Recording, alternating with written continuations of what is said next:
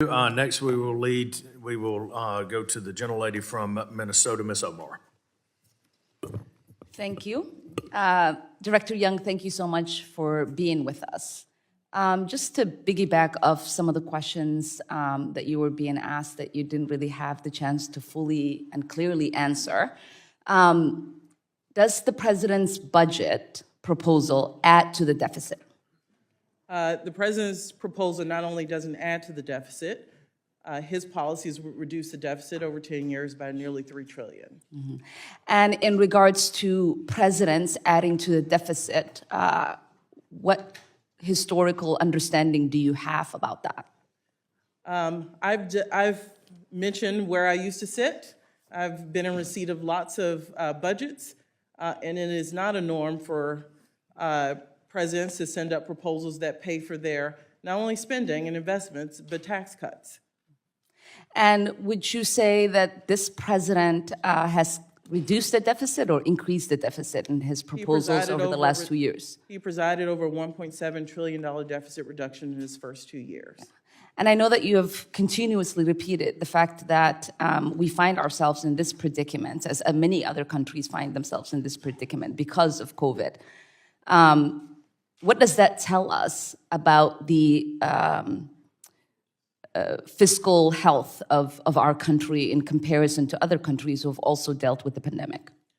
That tells us we are much more resilient. We are seeing 2 months ago, over 500,000 jobs added. Last month, over 300,000 jobs added.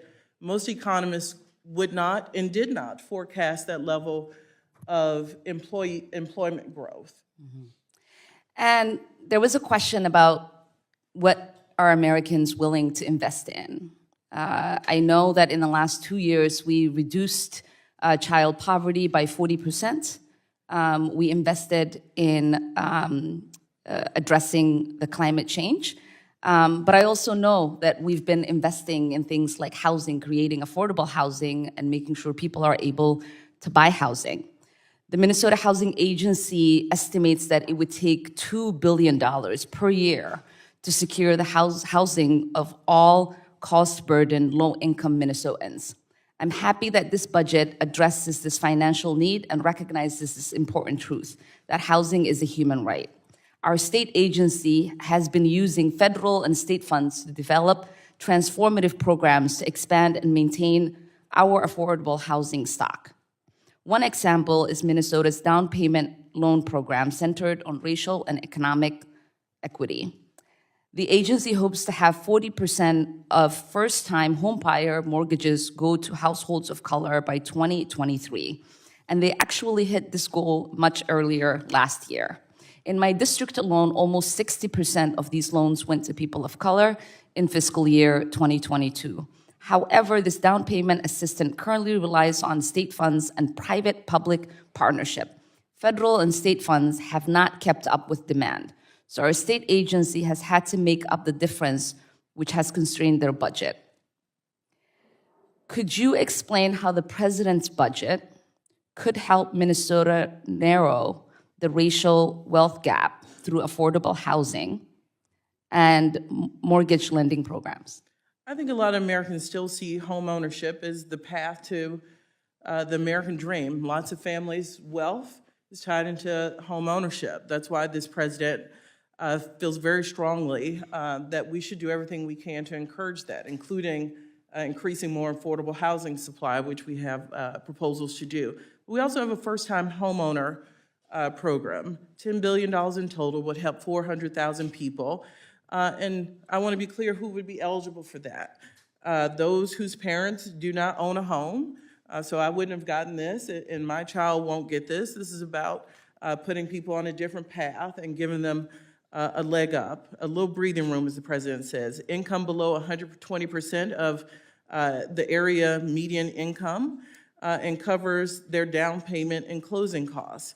So we think that it's incredibly important to make sure new generations of people who have not experienced home ownership and therefore have not created that wealth through home ownership have a chance.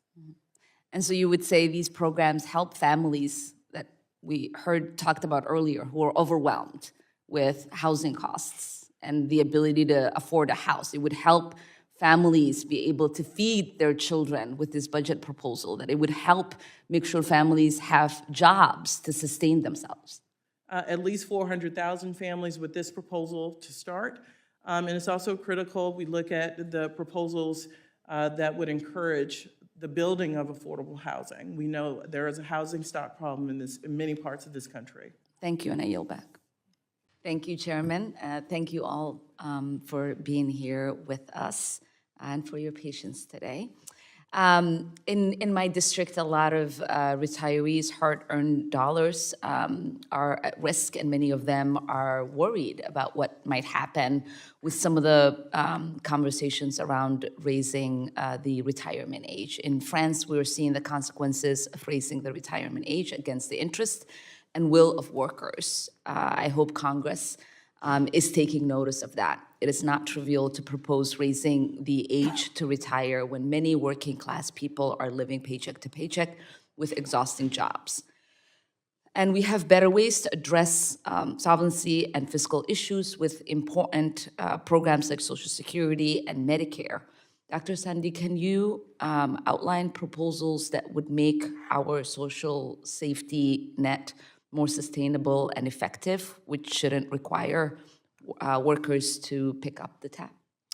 Yeah, I think we were talking a little bit about this with Congressman Kildee. I think a way to put Social Security on sound financial ground or sounder financial ground is to impose the payroll tax on folks that make over $400,000 a year. Right now, there's a cap. I think last year was $164,000. It goes up this year. I can't remember what the number is.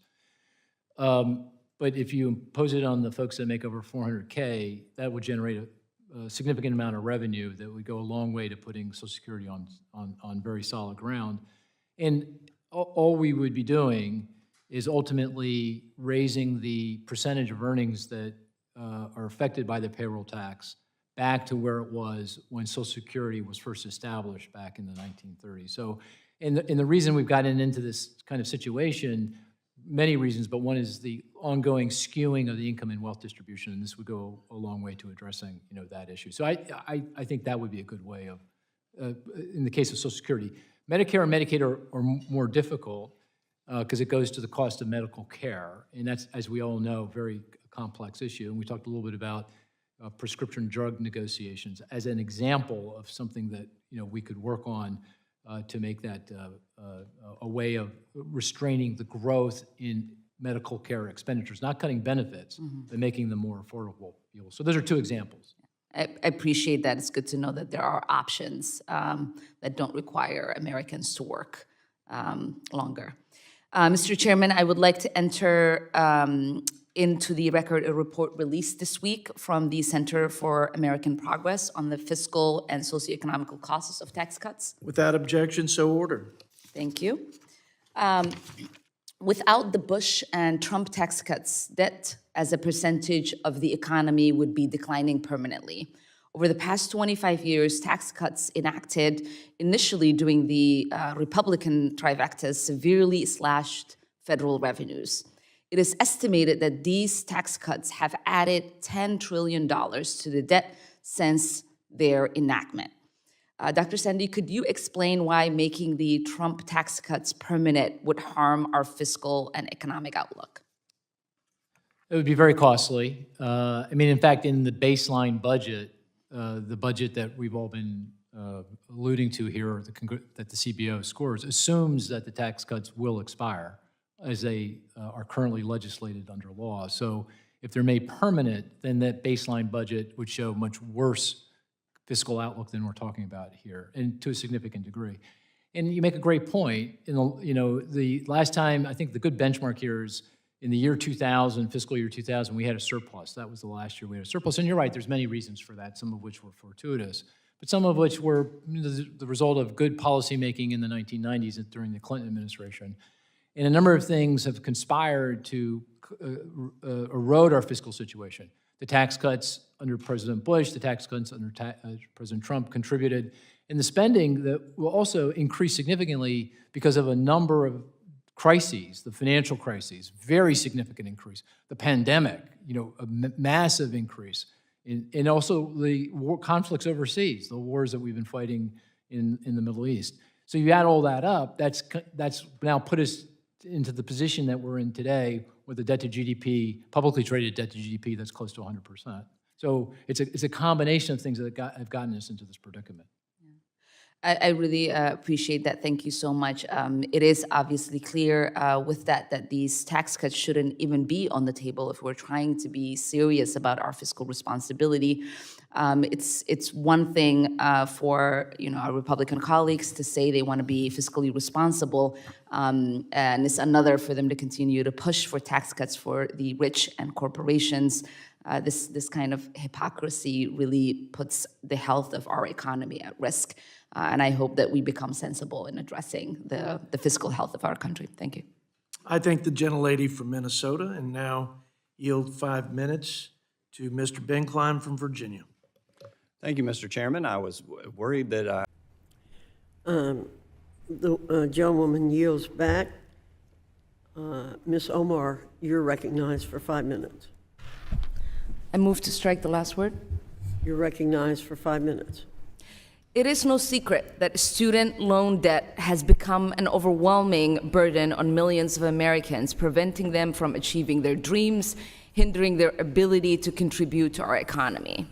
I am so disappointed to see the efforts from my Republican colleagues to use the CRA to attack millions of workers and families with student debt. If you can get past the shock of how cruel this is and ask why, you will see the answer is to simply score political points and nothing more. Some of my colleagues on the other side are fine with accepting millions of dollars in PPP loan forgiveness for themselves and are always ready to bail out corporations, but draw the line at providing financial relief to individuals struggling with student loan debt. They also like to falsely claim that student debt relief will merely pay off the debt of the elite. But the truth is, President Biden's debt relief program was designed to provide much-needed relief to most economically vulnerable borrowers, with more than 90% of student debt relief going to borrowers earning below $75,000 per year.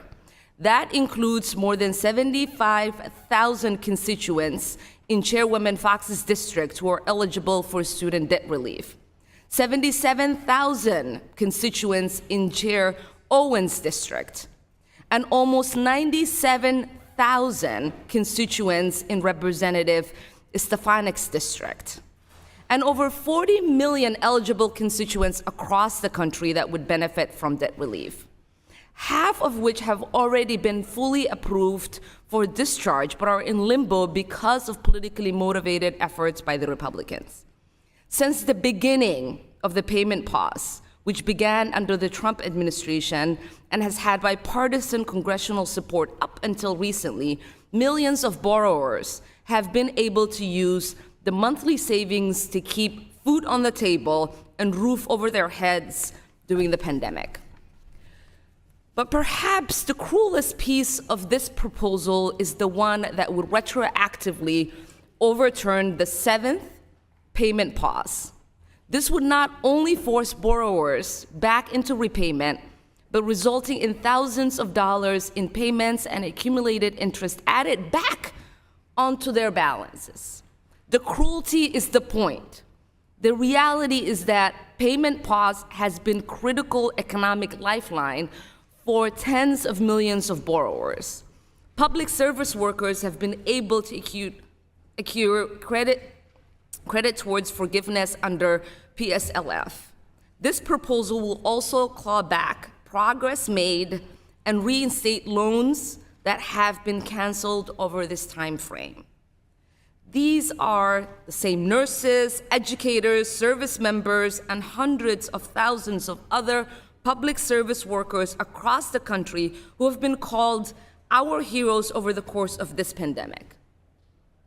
This is how my Republican colleagues want to pay them back.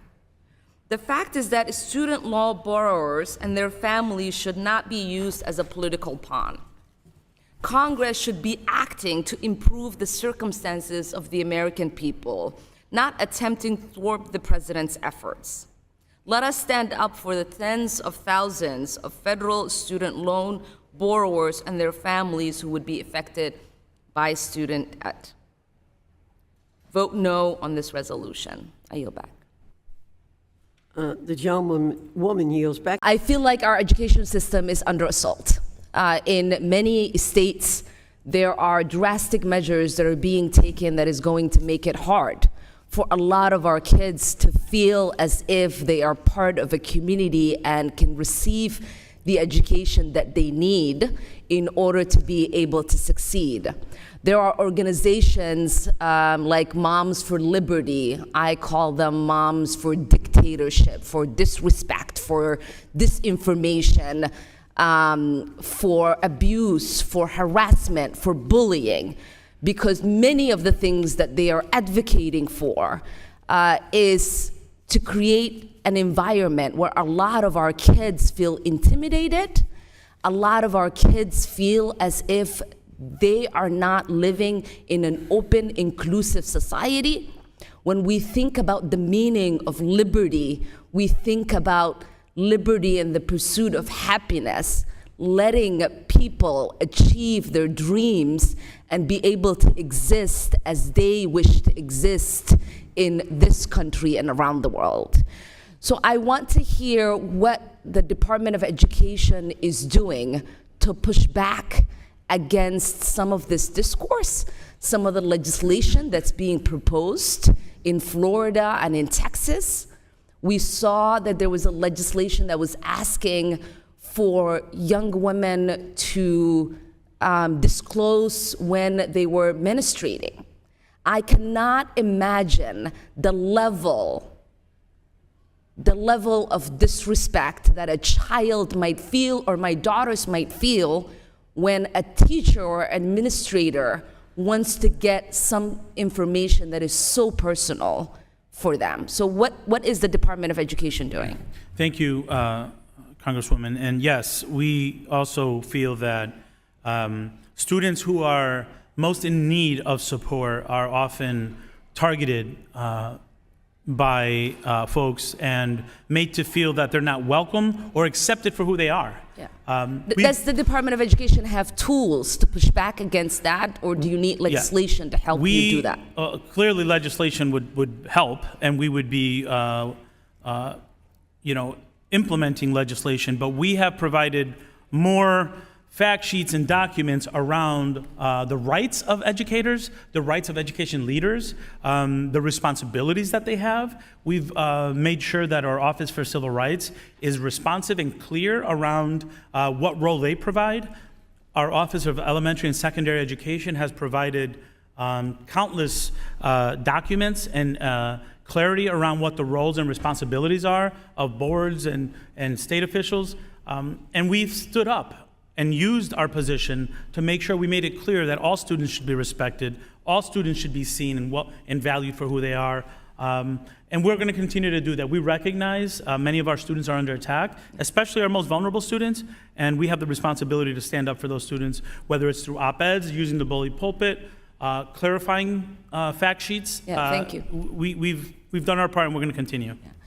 I also want to congratulate you on the student debt cancellation that the administration has implemented. I know that there are some challenges in the court. I want to ask if there is an update, and also once you are in the clear, does the department have the resources, the manpower, to be able to carry it out as effectively, efficiently as possible? Thank you for that. We are excited about the one-time targeted debt relief that's going to help 43 million Americans.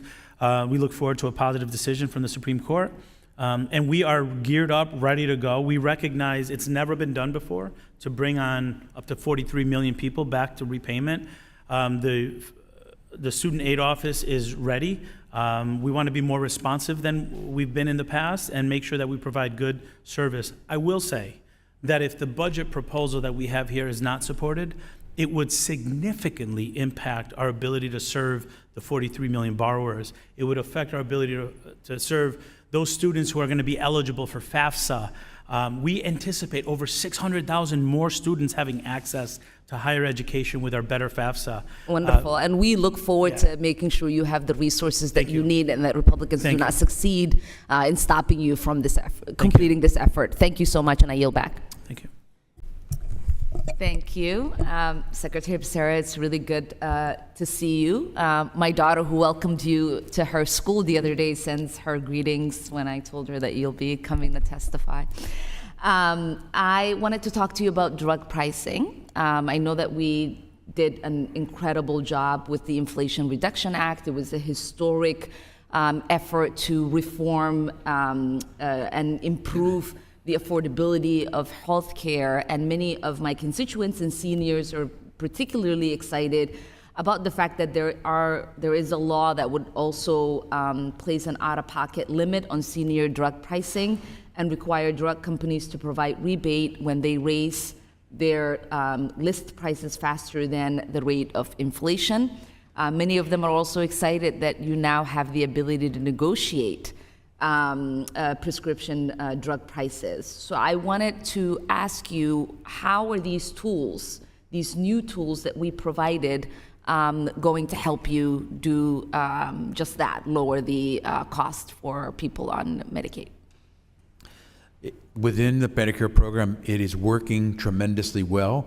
It's going to help us if we can get people to understand what benefits they now have. Some people still don't recognize that they're not obligated to pay more than $35 for their month's supply of insulin.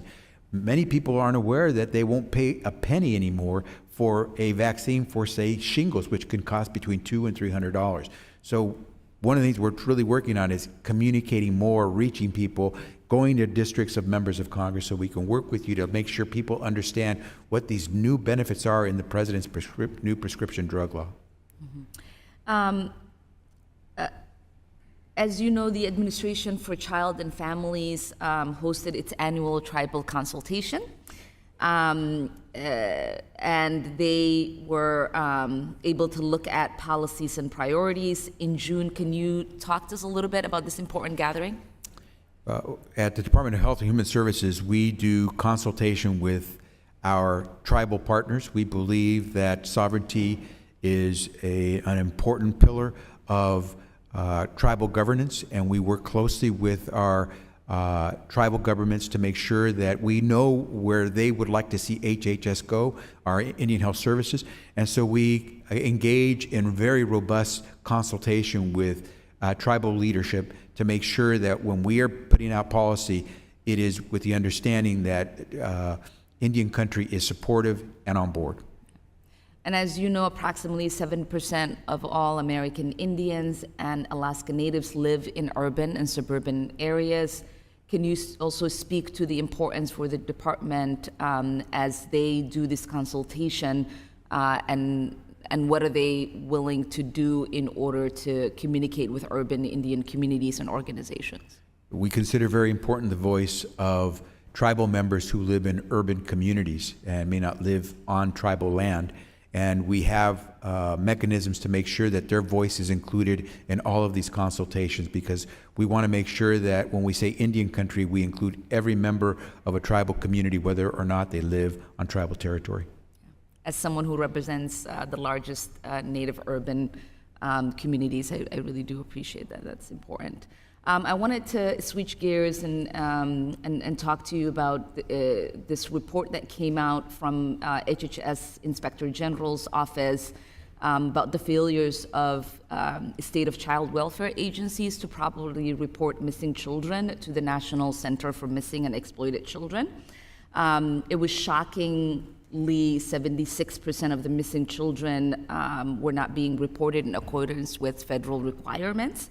Of the 69%, 47% of the missing children during the audit period were never reported to NCMEC at all. The IG recommended the Administration for Children and Families work with state agencies to ensure proper compliance It looks like ACF agreed. Can you give us an update on the agencies and how they're dealing to address this issue?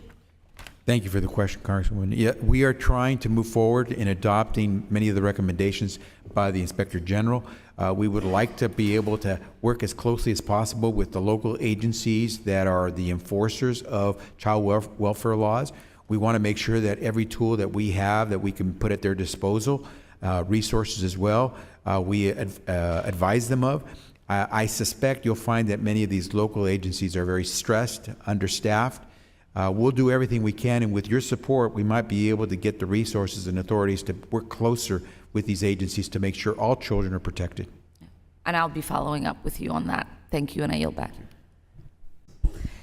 Thank you so much. I am so proud to see a constituent testifying here today who has dedicated his career to building a fairer, worker-centered economy. It's also very refreshing to hear from the perspective of an economist with roots in the labor movement. Dr. Sojourner, thank you so much for joining us and sharing your important research. You recently conducted a study using enforcement data on workplace violations across OSHA, WHD, and NLRP that found workers with lower wages were more likely to experience labor rights violation. Why did you choose to look at workplace violations compared with wages, and what should policymakers take away from this research? Thank you, Representative. We looked at this because, employers have power in the labor market, and sometimes they use that power to push down wages, and sometimes they use it to violate other kinds of rights, like health and safety violations or violations of workers' rights to organize.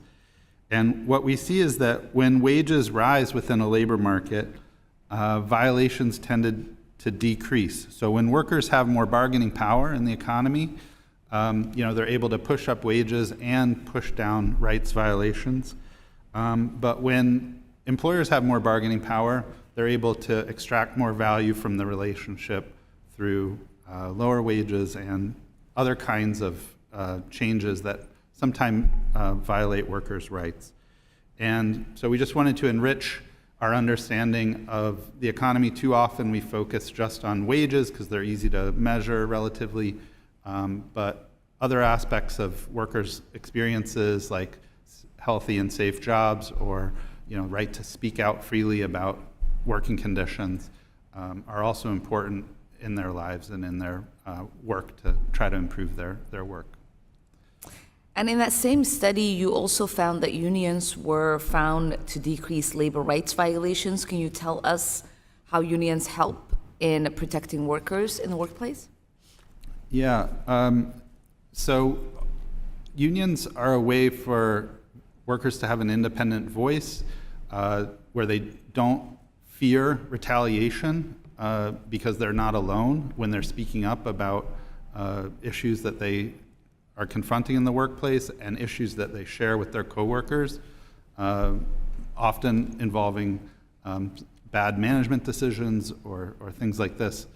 So it basically, instead of being alone, you have somebody standing beside you, and workers are more free, feel more empowered to speak up, to speak out publicly, to speak up to management, to speak up to enforcement agencies, and they have less fear of retaliation. So yeah, we can see that if we compare companies where in all the companies, the workers wanted to unionize, but in some of them, the union just lost the election compared to in other ones, the union just won the election.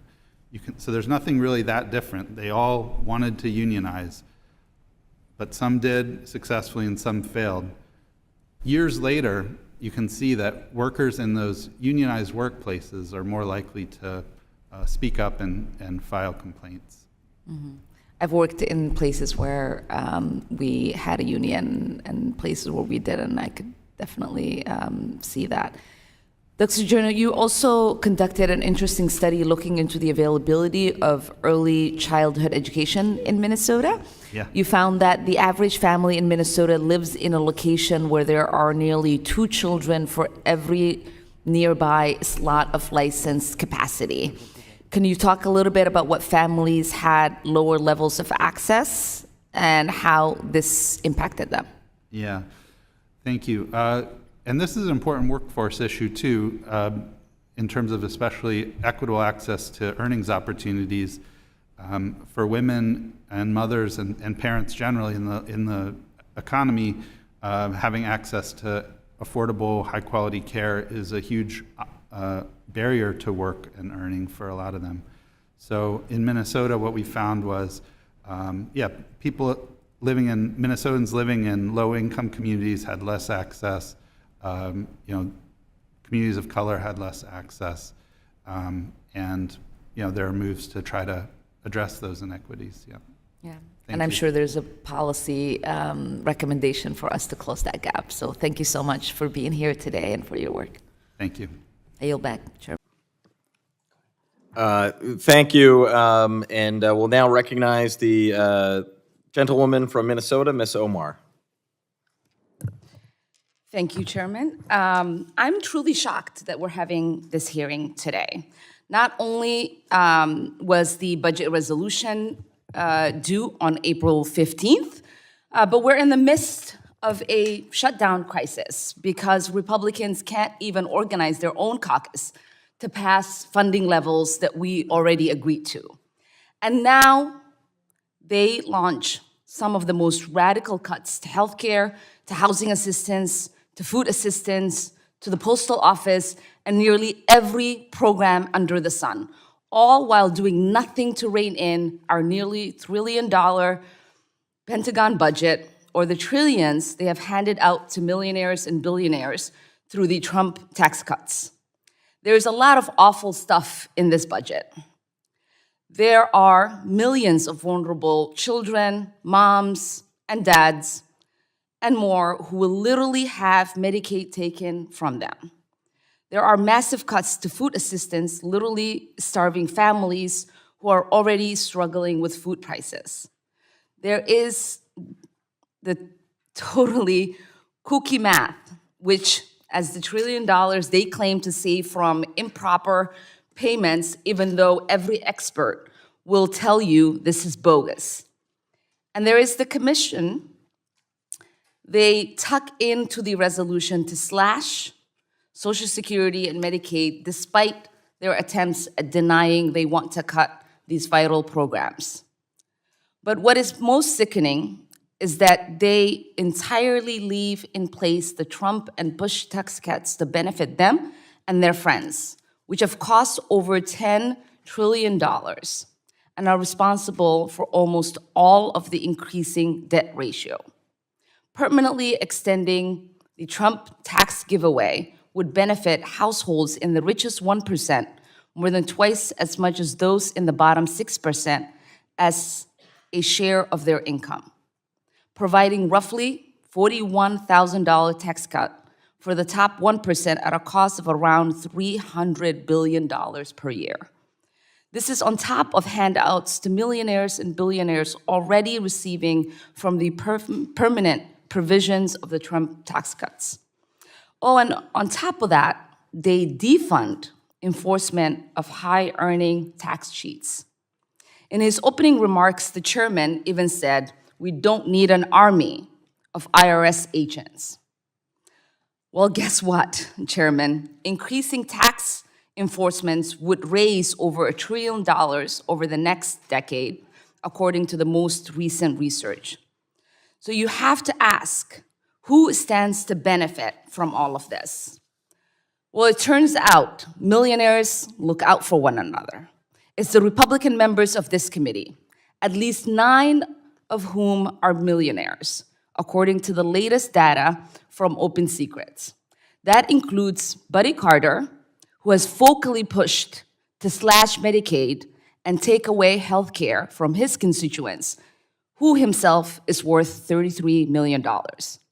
And it includes Ralph Norman, one of the most extreme advocates for taking away food assistance from working people who's worth whopping $43 million. In his opening remarks, the chairman said, "There's a difference between the president's priority and ours." He is right.